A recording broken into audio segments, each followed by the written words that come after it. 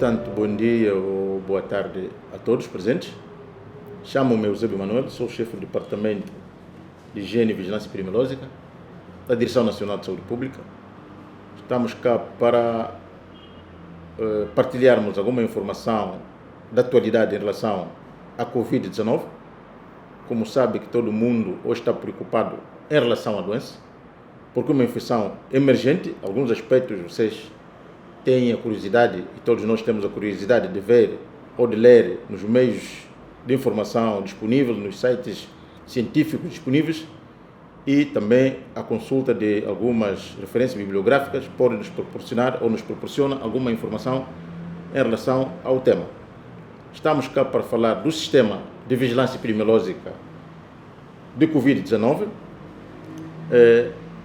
com os aspectos importantes. Dizer que é uma infecção emergente. Toda infecção nova que aparece pela primeira vez é uma doença emergente. Significa que ele emergiu desde janeiro do ano 2020 e os conhecimentos acumulados sobre essa forma dele ser muito rápida permitiu que tivéssemos mais informação em relação à doença. Todos os dias se conhece mais detalhes, suas características da doença, e todos devemos ter a máxima atenção sobre os conhecimentos da doença e as mudanças surgidas desde o início da doença. Como eu dizia, é uma doença emergente que ninguém tinha uma informação em relação à doença, mas na medida em que foram surgindo vários aspectos, a curiosidade em aprendizagem, em aprender, foi muito mais também. Por ser um surto ativo, é muito provável e é necessário que os conhecimentos acrescentam cada dia que se passa, como eu dizia. Temos algumas definições em relação ao Covid. Dizer que é uma doença infecciosa causada pelo vírus da síndrome respiratória aguda grave 2, por isso ele é designado de SARS-CoV-2.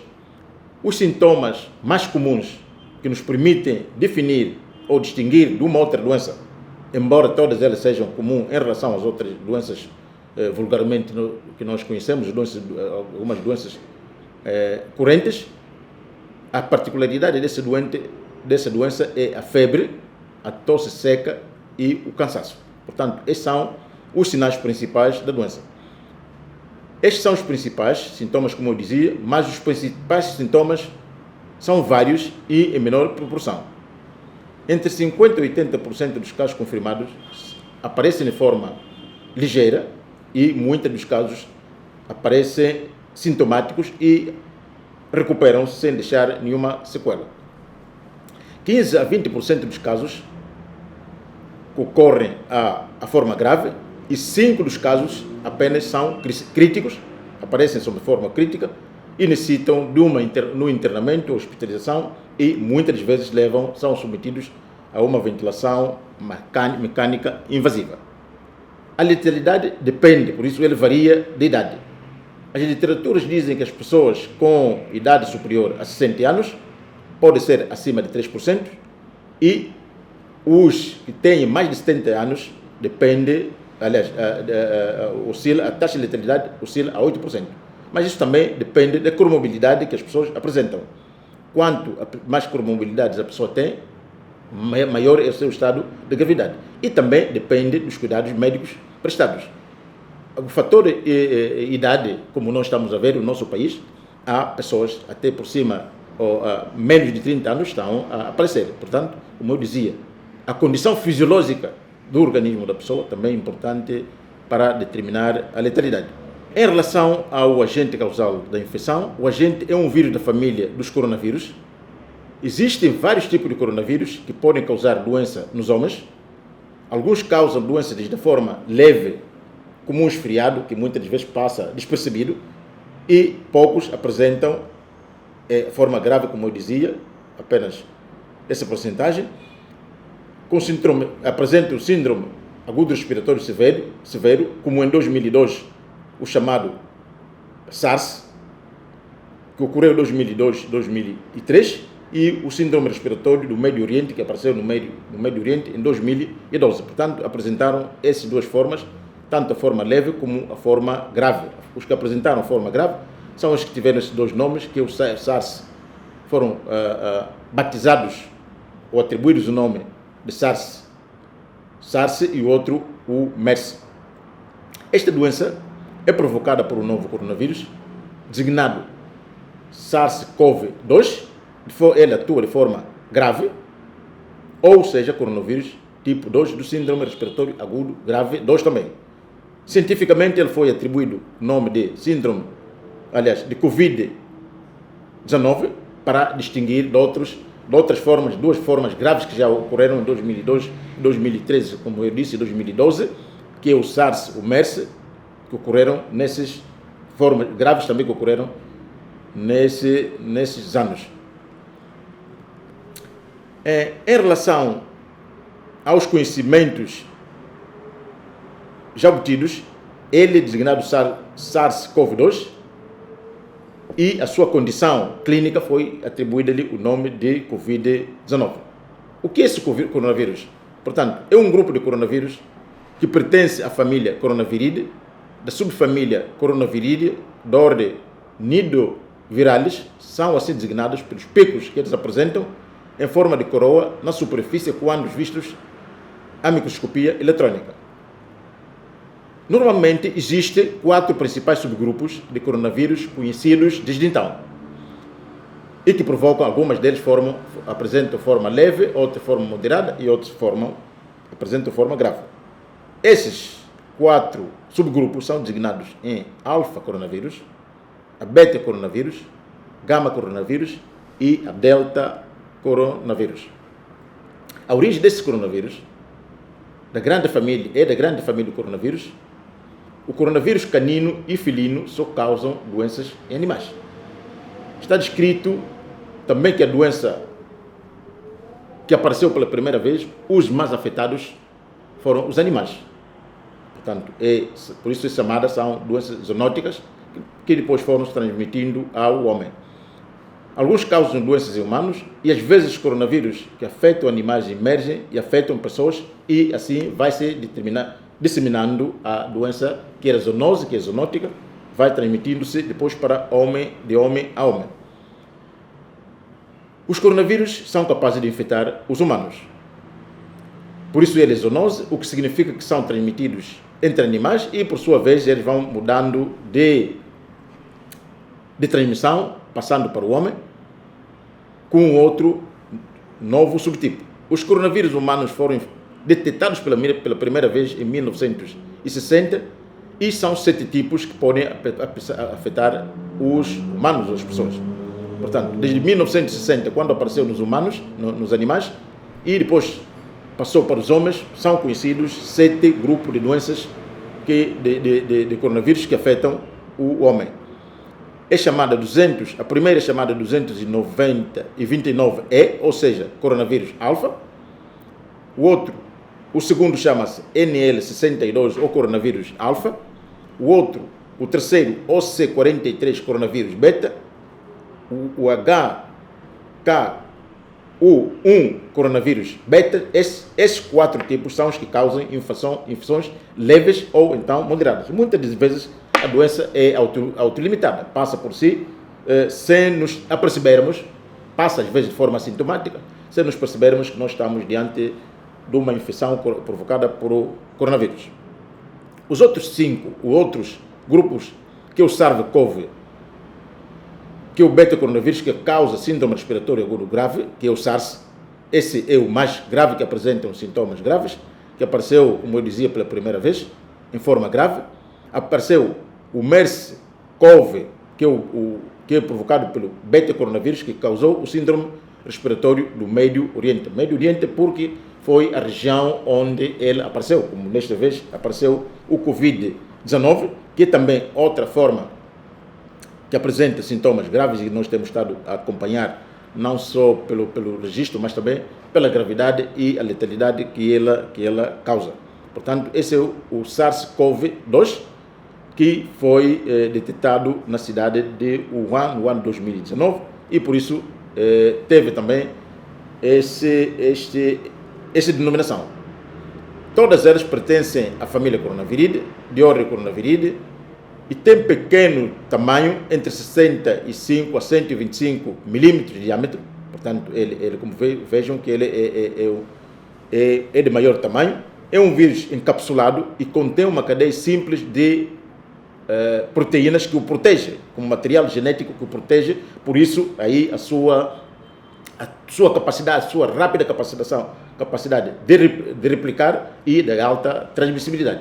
Portanto, ele é formado por certas proteínas que o protege, por isso o vírus, por ter essa capacidade de encriptar-se com substâncias proteínicas, ele às vezes torna difícil nós encontrarmos uma vacina para a sua prevenção. Geneticamente o vírus se encontra em algumas espécies de morcegos, que são considerados como hospedeiros intermediários. Esse que eu dizia em 1960 apareceu pelos morcegos e outros animais. Apareceu pela primeira vez em morcegos e os morcegos depois transmitiram a doença que mais lá à frente vamos falar a forma de transmissão da doença. Até o momento não há certeza de que animal ou outros animais estão envolvidos nessa transmissão. Portanto, ainda continua a discussão em relação à forma de transmissão. Mas o que se sabe, a história e desde o seu aparecimento como uma infecção emergente pela primeira vez em 1960, a doença era zoonótica. Portanto, a doença afetava as aves, morcegos, como eu dizia, e os morcegos se infectavam entre si. Portanto, é uma zoonose. Na medida em que o organismo das aves sensibilizou-se, sensibilizou e eles começaram a transmitir a doença aos outros animais. Estamos a falar de pangolim, que é uma carne saborosa que em muitas áreas os homens consomem como alimento. O camelo, o próprio leite de camelo também é consumido em certas regiões, ou então a outros animais que servem animais de estimação, que por qualquer casualidade eles ficaram contaminados porque foram picados por morcegos. Morcegos ou consumiram leite do camelo. O homem, ao consumir este leite ou esta carne, é contaminada, é contraída a doença. E o homem passa a doença de pessoa a pessoa através de contato. Portanto, foi uma zoonose, passou para o homem e o homem vai transmitindo a homem de pessoa a pessoa, e assim que o ciclo se transmite e a doença se propaga. Há pouca possibilidade, existem ainda estudos não bem afinados da transmissão dos animais, por exemplo, de um cão, de um gato, entre eles a transmissão do homem para o gato. Isso não está ainda bem estudado. Existe essa possibilidade, mas muito remota, como eu dizia, que o homem possa transmitir a doença ao seu cão ou ao seu animal de estimação, gato ou cão doméstico. Portanto, como eu dizia, que a epidemiologia continua a ser estudada ainda, mas até agora não há evidências científicas em relação da transmissão do animal, do homem, para o animal de estimação. Como eu dizia que foi detectada pela primeira vez em dezembro na cidade de Wuhan, em China, no ano 2019, desde o primeiro caso detectado na China, e declarou-se o novo episódio, o novo surto de Covid-19. Até 8 de novembro de 2020, estão registrados no mundo um cumulativo de 49.242.837 casos novos.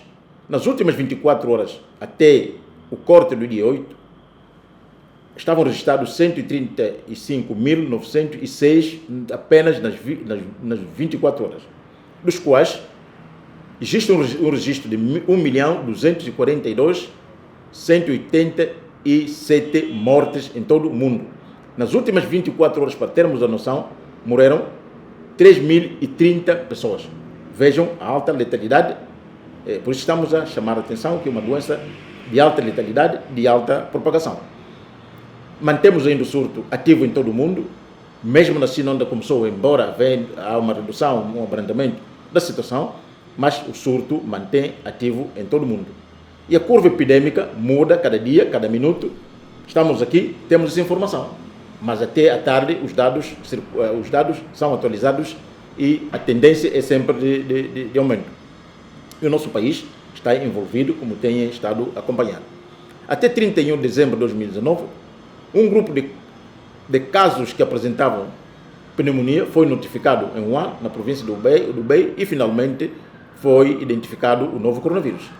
4 de janeiro de 2020, a OMS, o grupo da OMS, informou sobre a existência de um cluster de casos de pneumonia. Não se falava na altura da doença específica de Covid, apenas um grupo de pessoas que apresentavam sinais de pneumonia, na altura ainda não houve mortes, e nessa localidade do Hubei, no Wuhan. Em 5 de janeiro, a Organização Mundial da Saúde divulgou as primeiras notícias sobre o surto da doença do novo coronavírus.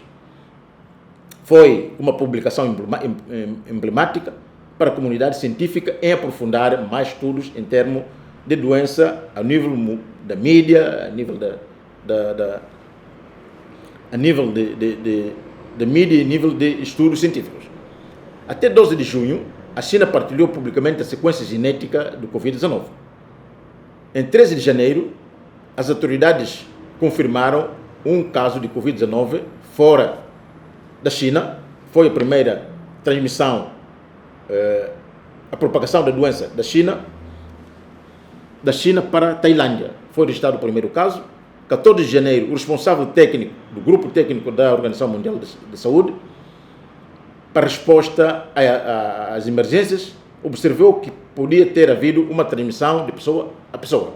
É assim que confirmaram na altura 41 casos, principalmente através de membros de uma família, o que permitiu dizer que a doença circulava de pessoa a pessoa, e aí foi declarada o surto.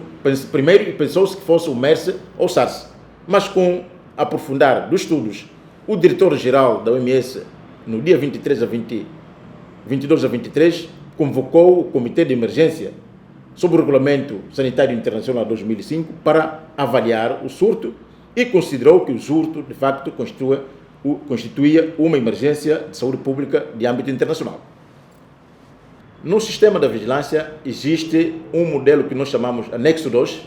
O Anexo 2 é que nos permite aferir se a doença é de uma preocupação internacional ou uma doença que requer uma emergência local.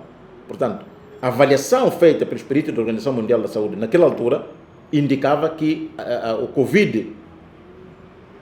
Covid-19 constitui uma emergência de saúde pública de âmbito internacional. Por isso ele foi chamado de SPY. SPY, Emergência de Saúde Pública de âmbito internacional.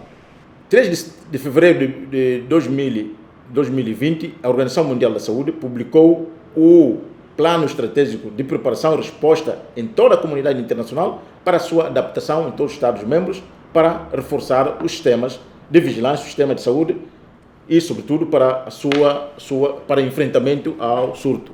11 de março de 2020, a OMS avaliou que podia ser caracterizado como uma pandemia, que o surto que ocorreu na China, depois apareceu na Tailândia, que constituía uma ameaça de âmbito internacional, e considerou esta possibilidade de ser uma pandemia.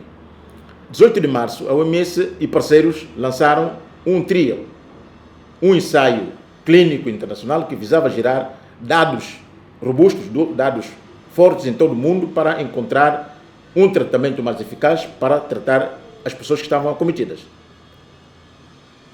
Em 4 de abril de 2020, a OMS informou que estava registrado um total de cerca de 1 milhão de pessoas, casos confirmados, num total de cerca de 1 milhão. Portanto, as evidências demonstravam que estávamos fortemente numa pandemia. Os coronavírus são maioritariamente transmitidos por contacto direto a partir de gotículas respiratórias. Estão descritas também algumas formas de transmissão, como a via aérea, embora não haja fortes evidências, mas está descrito que o coronavírus possa ser transmitida por via aérea, mas recomenda-se a tomada de precauções necessárias, já que a forma de transmissão é também discutível, porque há relatos que dizem que pessoas que foram contaminadas por meio de papéis, há pessoas que foram contaminadas por papel, pegaram em certas superfícies que estavam contaminadas, nas cadeiras ou por cima de mesas. Portanto, a forma de transmissão ainda é discutível. Portanto, toda precaução é necessário. Também está descrito o contacto de vômitos ou a inalação de aerossóis durante procedimentos de geração de aerossóis, é uma forma de contaminação. Também a transmissão fecal-oral não pode ser descartada. Portanto, toda forma de contaminação, nesse momento de tribulação, é preciso ser considerada, embora existem as evidências de transmissão, como eu dizia, através de gotículas respiratórias, mas essa é uma possibilidade, sobretudo quando estamos diante de pessoas infectadas, não é? Ou com material infectado. A transmissão por aerossol é possível, mas até o momento não se provou em situações especiais. Portanto, continua a se estudar. Portanto, aqui levanto alguns conceitos que são discutíveis mesmo também ao nível de epidemiologistas, não é? Entre aspectos, quando é que é uma epidemia, quando é que é um surto, quando é que é uma pandemia. Eu dizia que esta é uma pandemia porque estava espalhada em certas regiões. Mas há muitos conceitos ainda, conceitos que eu queria levar ao vosso conhecimento. Por que nós chamamos essa epidemia? Por que nós não chamamos esse um surto? Por que nós chamamos essa de pandemia? São conceitos, alguns, sobretudo a epidemia e surto, são conceitos relacionados.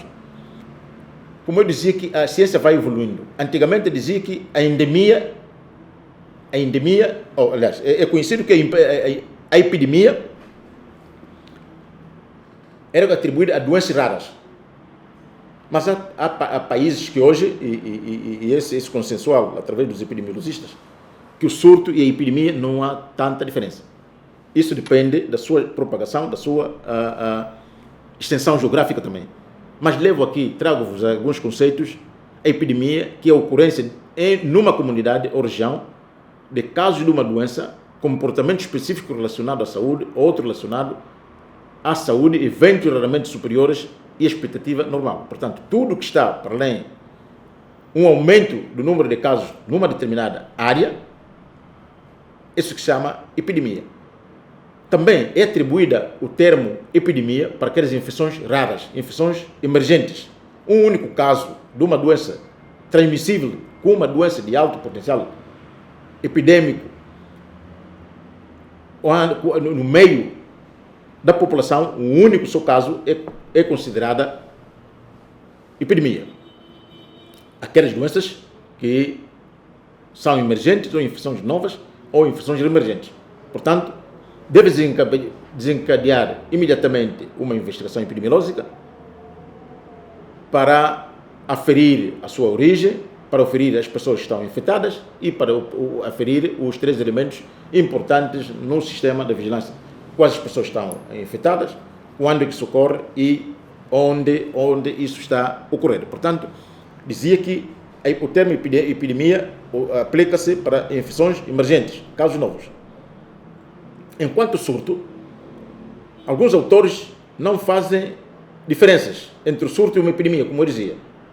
Mas pode-se considerar que, se a epidemia estiver localizada num local e tempo específico, então pode ter o nome de surto. Portanto, se estiver num sítio bem localizado, em pessoas bem identificadas, e aquilo não está confinado num determinado local, pode ser chamado de surto. Mas quando passa de extensão, em vez de estar localizado, passa por outras áreas, toma o nome de epidemia. Portanto, como eu dizia, são conceitos discutíveis, por isso chama-se surto, outros chamam de epidemia. O que é lógico, se estiver localizado num único sítio, é um surto. Aqui, ultrapassamos o outro conceito que antigamente era dado, que dizia que surto era para as doenças correntes. Por exemplo, nós estamos num meio onde temos malária, temos doenças diarreicas, o aumento do número de casos num determinado período de tempo para essas doenças que são correntes é chamado surto. Mas os conceitos mudaram, que pode ser, a malária pode constituir também uma epidemia, desde que tenha uma alta extensão. Que antigamente, como eu dizia, surto é para as doenças, para as infecções, doenças correntes, malária, doenças diarreicas, todas as doenças que coabitam conosco, as doenças correntes, as doenças endêmicas, quando o número de casos aumenta num determinado período de tempo ao normal, tendo em conta a série cronológica dos anos anteriores, era considerado surto. Mas hoje dizem que depende da extensão para ser considerado surto ou epidemia. A pandemia é uma forma de epidemia que se espalha por mais regiões ou continentes do mundo ou no mundo, com risco de afetação global ou com afetações que cruzam fronteiras internacionais e afetam um grande número de pessoas. Bom, é como quando apresentava a atualização, dizia que já estamos cerca de 24 milhões, sem extensão em nenhum país do mundo está isento dessa doença, portanto, é considerada pandemia. Pandemia significa doença do homem.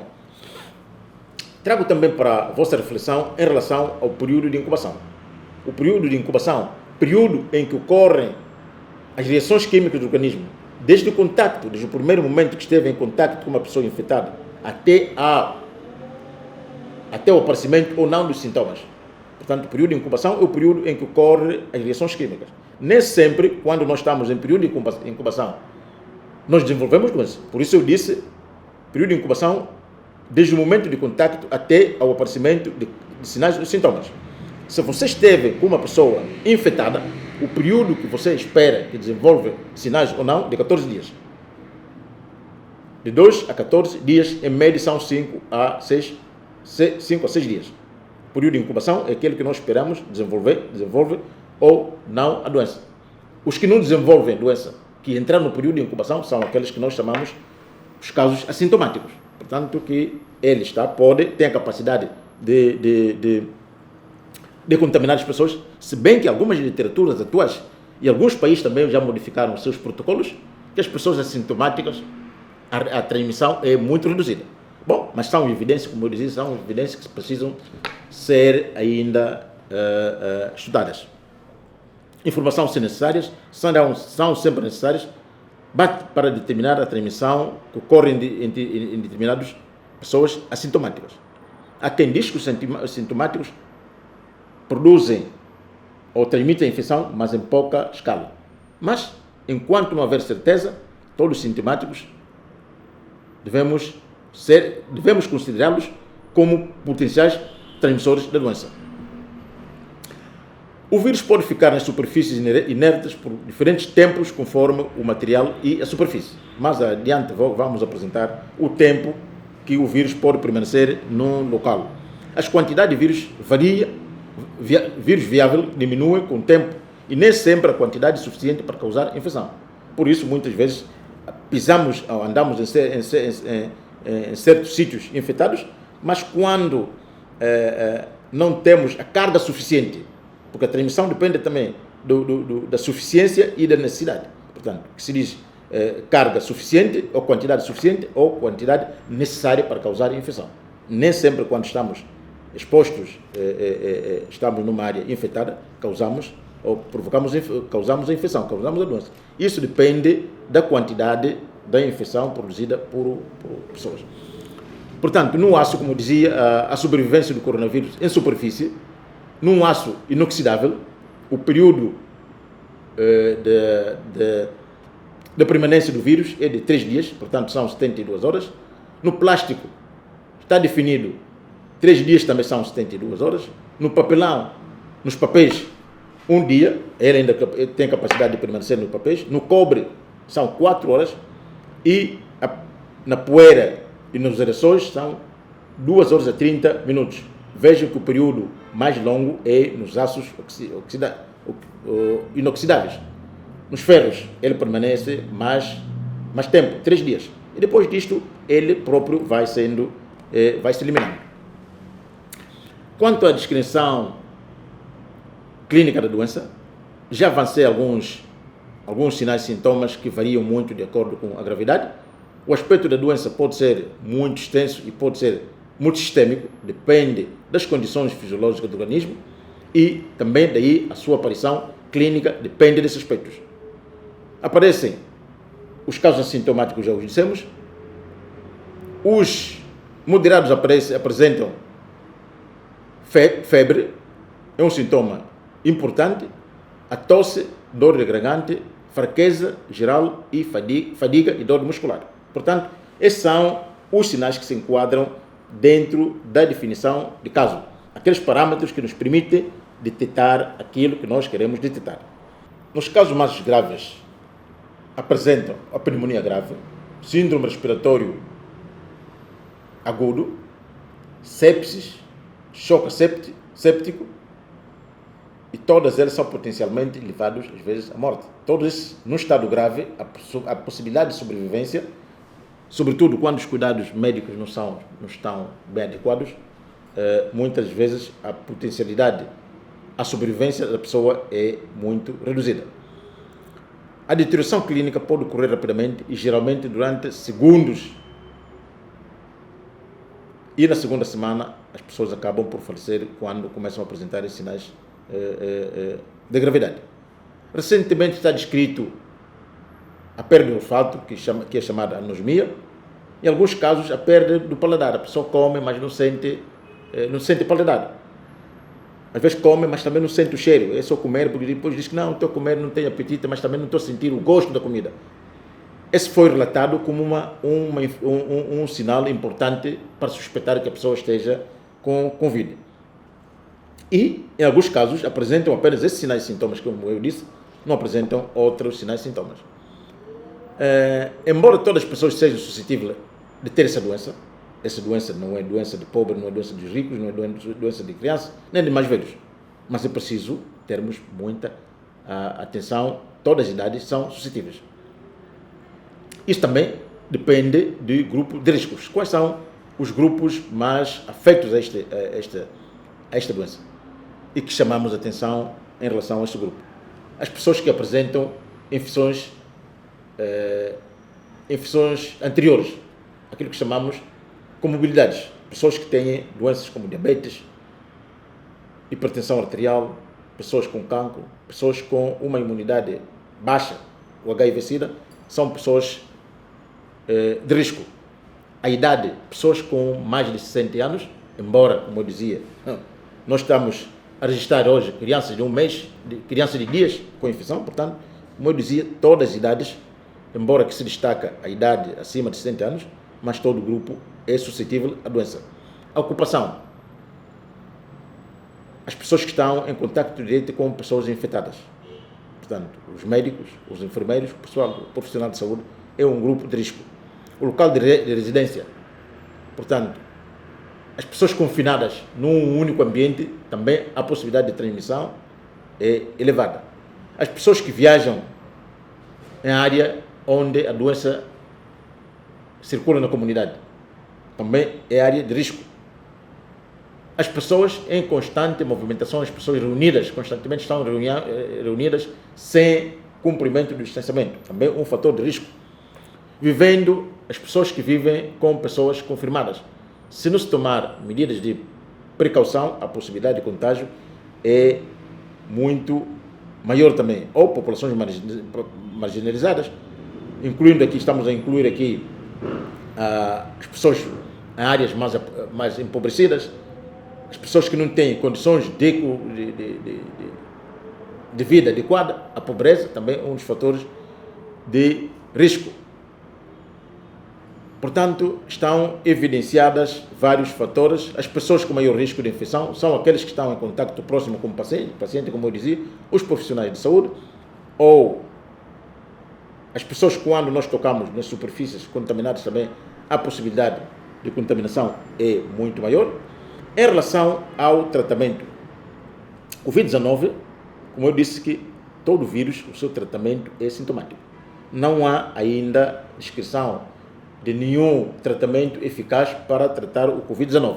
Portanto, tratamos de forma assintomática e o tratamento depende também dos cuidados a referir. Esse tratamento tem como objetivo diminuir os sinais e sintomas, mitigar os efeitos dos sinais e sintomas. Na medida em que os sinais que eles vão apresentando, se tem uma tosse, vamos dar antitússicos, se tem uma irritação na garganta, vamos dando medicamentos para aliviar a dor de garganta e vamos dando chás quentes e outros fármacos que os médicos clínicos recomendarem para o efeito.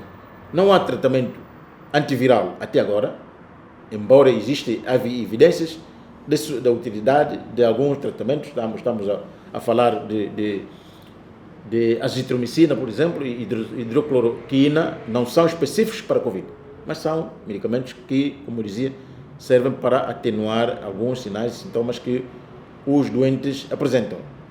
E os doentes que apresentam comorbidades, não é?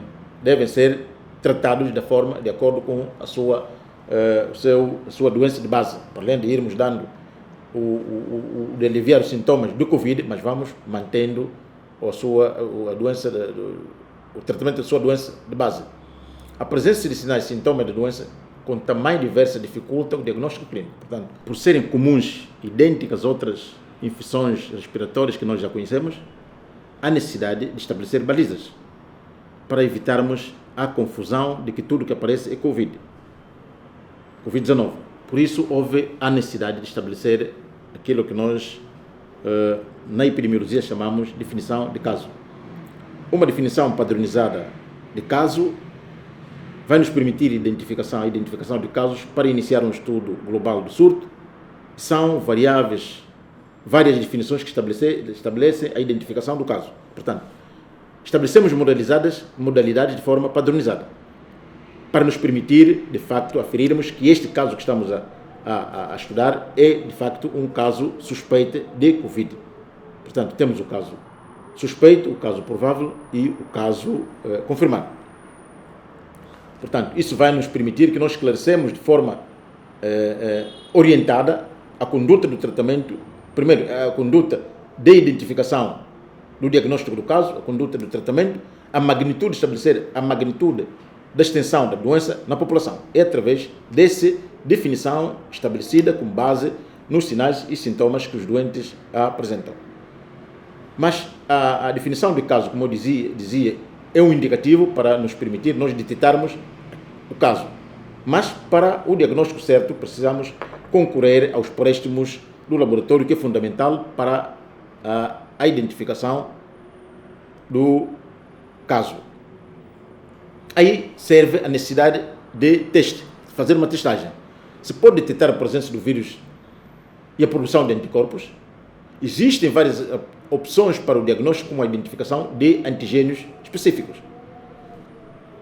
Para identificarmos o genoma do vírus, ou seja, os ácidos nucleicos, utilizamos o método de cadeia de polimerase com transcriptase reversa, aquilo que é conhecido RT-PCR. Portanto, quando nós queremos identificar o genoma do vírus, então utilizamos esse método que é específico, que tem uma certa sensibilidade de 95%, 92% de sensibilidade. Portanto, e a especificidade é médio vai de 98 a 100%. Portanto, é o teste mais seguro em relação aos outros testes que são utilizados para a confirmação do laboratório. Portanto, colhemos uma amostragem, fazemos uma zaragatoa e faz-se o teste de PCR para se identificar de facto se estamos na presença de um Covid ou não. Todos os testes apresentam uma certa sensibilidade, uma especificidade. Todo teste. Por isso, nós dissemos que o teste é 100%. O teste há uma certa especificidade e uma certa sensibilidade. O que é sensibilidade de uma prova? É a capacidade de um teste diagnóstico. A sensibilidade é a capacidade de um teste diagnóstico identificar pessoas positivas entre os verdadeiros casos. Entre as pessoas que apresentam sinais e sintomas, o teste tem a possibilidade de dizer, olha, esse que tem sinais e sintomas, de facto, é um caso. Esse que é chamada sensibilidade. E a especificidade indica a capacidade do teste diagnóstico identificar os casos positivos entre os negativos, para evitarmos aquilo que se chama falso positivo e falso negativo. Por isso, os testes rápidos têm muita sensibilidade. Portanto, não são específicos. Nós vimos que mesmo o PCR tem uma margem de 1%, 2%, 98% a 100%. Portanto, há uma margem que pode, se bem que o teste específico tem 100%, 98% a 100% da sensibilidade, com a capacidade de dizer que essa pessoa, de facto, que apresenta sinais e sintomas, é um caso positivo, ou aquela pessoa que não apresenta sinais e sintomas, ser também um caso. Portanto, aí utilizamos os casos, como eu dizia, aí descartamos os falsos positivos e os falsos negativos e, através de selecionarmos quantas pessoas apresentam sinais e sintomas a partir de definição de caso e submetermos as pessoas ao teste. há pessoas que vão apresentar, que têm sinais e sintomas, que vão ser positivos mesmo, por isso é sensibilidade, e há pessoas que vão ser negativos, que vão ser captados, que vão ser testados como positivos. Portanto, é a sensibilidade e a especificidade de um teste de diagnóstico. A sensibilidade vai dizer quantas pessoas foram selecionadas. Entre essas pessoas que foram selecionadas, que têm sinais e sintomas, quantas foram positivas. E a sensibilidade vai dizer quantas pessoas estiveram negativas, foram positivas. Portanto, esta é a interpretação que se dá à sensibilidade e à especificidade. Os testes que neutralizam o SARS-CoV podem ser detectados nas amostras de sangue. Nós utilizamos também agora o ABOT, os testes serológicos. Os testes serológicos têm a função de identificar a presença do vírus. Vários deles foram desenvolvidos identificando o IgM, os anticorpos IgM e IgG, específicos produzidos pela infecção viral. Eu dizia, embora não sendo específicos. Como em todos os testes, são necessárias condições específicas, uma vez que os anticorpos produzidos alguns dias após a infecção ao paciente. Os anticorpos são produzidos alguns dias após a pessoa estar infectada pelo Covid. Em alguns estudos, está estabelecido que os níveis de IgM aumentam durante a primeira semana após a infecção de Covid-19. O SARS-CoV-2, em média, são 5 dias após o início da doença e atinge o pico 2 semanas depois. Os níveis caem após a terceira semana e na maioria dos doentes. Portanto, a partir do 5º dia da infecção, os anticorpos começam a aumentar, o IgM começa a aumentar no organismo e aí é detectável a partir do 5º dia. Mas depois de 2 semanas da infecção, se fizer o teste de IgM, praticamente não aparece nada. Porque a pessoa já fez uma reconversão. E no 3º dia, os níveis de IgM começam a baixar. Há um outro indicativo, há um outro anticorpo que é o IgG. O IgG é detectado após a segunda semana de permanência no nível alto por longo período. Portanto, na segunda semana, desde a infecção, aí se fizermos o teste, aparece IgG. Por isso as pessoas dizem, não, o vírus já passou em mim. Portanto, o período de incubação, o período de manifestação, são 14 dias. Depois de 2 semanas, começa já a aparecer, se fizer o teste, aparece o IgG. As taxas de detecção de anticorpo IgM e IgG positivas não são significativamente diferentes entre os grupos de doenças leves, graves e críticas. Portanto, não se difere muito o aparecimento de IgM ou IgG. A especificidade média dos testes de antigênio relatados é de 99,5% e a sua sensibilidade é de apenas 56%. Por isso eu dizia, os testes serológicos, tanto de IgG como de IgM, não são específicos para Covid-19. Eles podem dar positivo para qualquer outro tipo de SARS. Não é específico para Covid-19.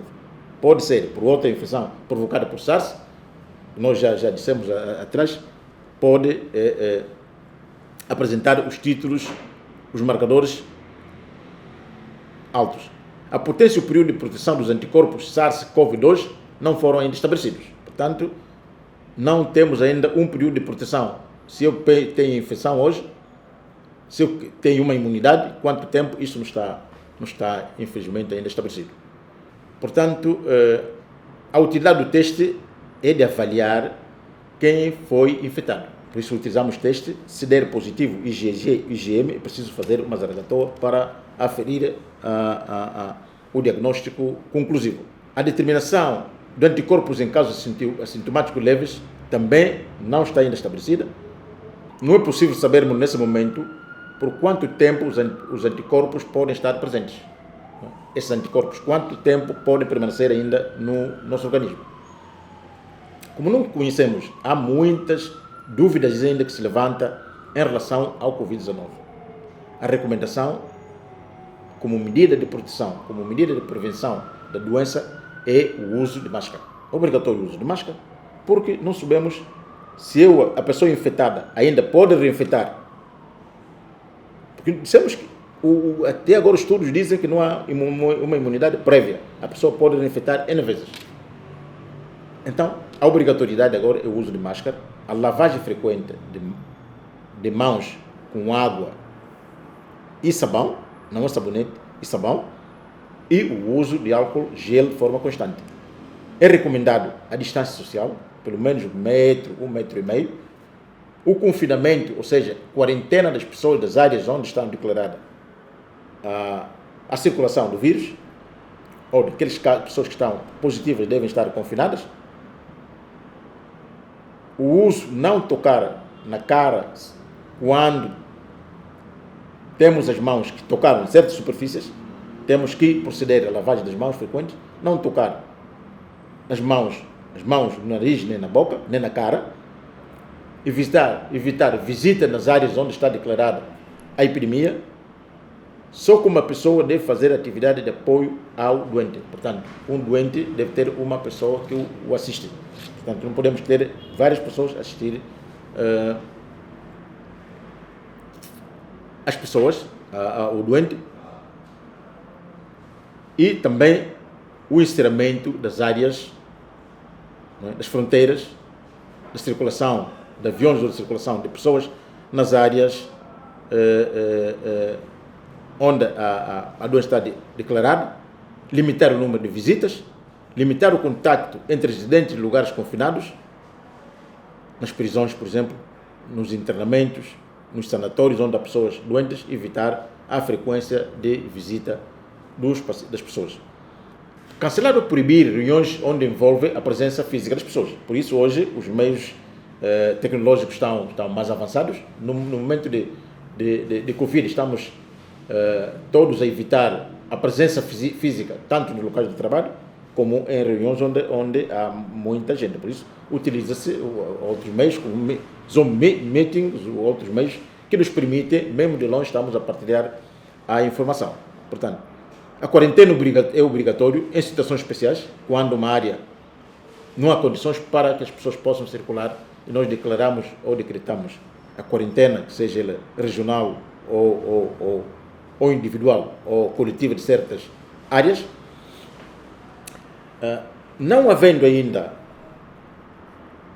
medida de prevenção eficaz, para além daqueles que eu disse, em relação à vacina, ainda não há vacina específica para o SARS-CoV-2.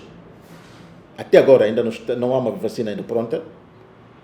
De acordo com a Organização Mundial da Saúde, temos 169 vacinas ainda estão sendo desenvolvidos, mas até nesse momento estão ainda em ensaios clínicos. 26 já estão em ensaios clínicos, entre 169, muitos já estão a fazer experimento nos homens, nos humanos, para ver a sua eficácia. Não há ainda vacina no mercado, não sei para quanto tempo isso vai levar, mas precisamos, enquanto isso não ocorre, as medidas de precaução e de prevenção são necessárias. Os estudos estão na fase de ensaios clínicos, como eu dizia, mas há muitas dúvidas em relação à vacina. Há muitas dúvidas sobre as questões relacionadas ao estudo de vacina. Há quem diz que as vacinas vão ser, primeiro, desenvolvidas para os grupos de risco ou para toda a população. Se as vacinas chegarem, qual será a prioridade? Para que grupo? Para o grupo de risco? Há questões que ainda estão sendo estudadas. A frequência da vacina e a necessidade da vacinação. Com que frequência nós vamos dar a vacina às pessoas, tanto para o grupo de risco ou para a população? Qual será a sua frequência, a intensidade? E qual será? Haverá necessidade de revacinar? De quanto em quanto tempo? Portanto, são questões que ainda devem ser abordadas. A duração da imunidade após vacinação. Se eu apanho vacina, quanto tempo terei ainda imunidade? Preciso de vacinação ou não? A data de sua introdução. Quando vai ser introduzida? Há quem diz março, há quem diz fevereiro do ano 2021. Portanto, são questões que ainda estão em aberta, para além da eficácia e a eficiência da vacina. Há vários aspectos que precisam ser abordados em relação a vacinas. Ok? Estão sendo feitos ensaios aos homens, mas precisamos esclarecer esses aspectos que nós aqui levantamos em relação ao grupo de risco, em relação à frequência e intensidade da vacina, em relação à revacinação, em relação à duração da imunidade, em relação à eficácia e à eficiência da vacinação. Caríssimos colegas, essa é a informação que eu queria partilhar convosco em relação ao sistema, à implementação do sistema de vigilância de Covid-19 e pedir o meu muito obrigado pela vossa disponibilidade e atenção dispensada para partilharmos essa informação. Muito obrigado.